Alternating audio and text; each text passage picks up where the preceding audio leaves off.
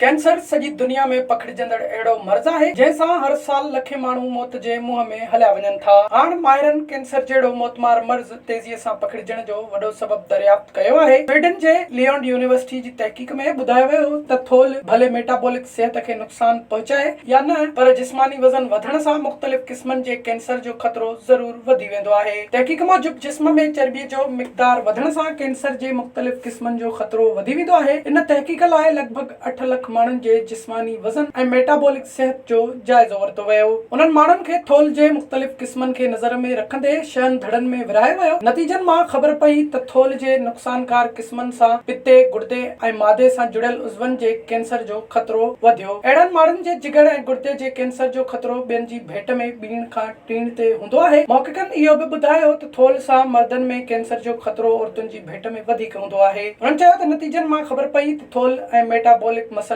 ते कंट्रोल करे कैंसर जी रोकथाम करे सघिजे थी। ख़ासि तौर ते मर्दनि खे इन हवाले सां वधीक एहतियात करण जी ज़रूरत आहे। इन तहक़ीक़ जा नतीजा journal of the national cancer institute में छपियल आहिनि।